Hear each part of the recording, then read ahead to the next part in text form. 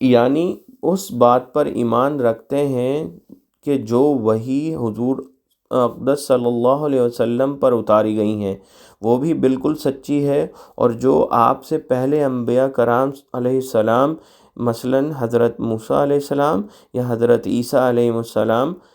وغیرہ پر نازل کی گئی تھیں وہ بھی بالکل سچی تھی، اگرچہ بعد میں لوگوں نے اسے ٹھیک ٹھیک محفوظ نہ رکھا بلکہ اس میں تحریف کر دی۔ اس آیت میں ایک لطیف اشارہ اس طرف بھی موجود ہے کہ وحی کا سلسلہ حضرت صلی اللہ علیہ وسلم پر ختم ہو گیا، آپ کے بعد کوئی ایسا شخص پیدا نہیں ہوگا جس پر وحی آئے یا اسے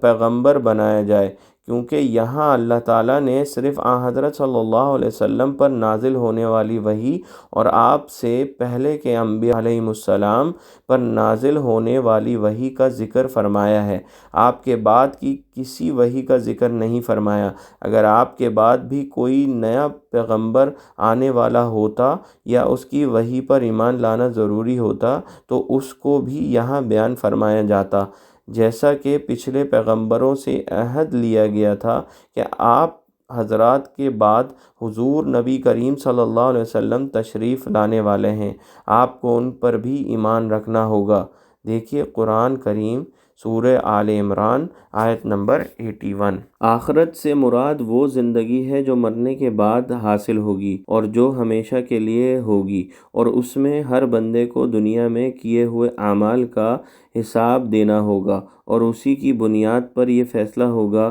کہ وہ جنت میں جائے گا یا جہنم میں۔ اگرچہ یہ آخرت بھی ان اندیکھی چیزوں غیب میں شامل ہے جس پر ایمان لانے کا ذکر سب سے پہلے کیا گیا تھا، لیکن آخرت میں اسے علیحدہ کر کے خصوصی اہمیت کے ساتھ ذکر کیا گیا ہے۔ شاید اس کی وجہ یہ ہے کہ آخرت کا عقیدہ ہی در حقیقت انسان کی سوچ اور اس کی عملی زندگی کو صحیح راستے پر رکھتا ہے۔ جو انسان یہ یقین رکھتا ہے کہ ایک دن مجھے اللہ کے سامنے پیش ہو کر اپنے ہر اعمال کا جواب دینا ہے، اور کسی بے گناہ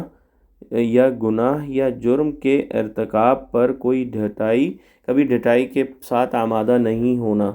یہاں ان کافروں کا ذکر ہو رہا ہے جنہوں نے یہ طے کر لیا تھا کہ چاہے کتنے واضح اور روشن دلائل ان کے سامنے آ جائیں وہ کبھی بھی حضرت صلی اللہ علیہ وسلم کی دعوت پر ایمان نہیں لائیں گے۔ حضرت عبداللہ بن عباس رضی اللہ عنہ نے اس آیت کی تفسیر میں فرمایا کہ یہ وہ لوگ ہیں جو کفر پر اڑ گئے ہیں۔ ترجمے میں کفر اپنا لیا ہے کہ الفاظ اسی مفہوم کو ادا کرنے کے لیے استعمال کیے گئے ہیں۔ ڈرانا انذار کا ترجمہ کیا گیا ہے۔ قرآن کریم نے انبیاء کرام علیہ السلام کی دعوت کو بکثرت ڈرانے سے تعبیر فرمایا ہے، کیونکہ انبیاء علیہ السلام لوگوں کو کفر اور بدعمالیوں کے برے انجام سے ڈراتے ہیں، لہٰذا آیت کا مطلب یہ ہوا کہ آپ چاہے ان کو دعوت دیں یا نہ دیں، ان کے سامنے دلائل پیش کریں یا نہ کریں، چونکہ انہوں نے تہیہ کر رکھا ہے کہ کوئی بات ماننی نہیں ہے، اس لیے وہ ایمان نہیں لائیں گے۔ اس آیت میں یہ واضح فرمایا گیا ہے کہ ضد اور ہٹ دھرمی بڑی خطرناک چیز ہے۔ اگر کوئی شخص ناواقفیت یا غفلت وغیرہ کی وجہ سے کسی غلطی کا ارتکاب کرے تو اس کی اصلاح کی امید ہو سکتی ہے، لیکن جو شخص غلطی پر اڑ جائے اور یہ تہیہ کر لے کہ کسی بھی حالت میں بات نہیں ماننی، تو اس کی ضد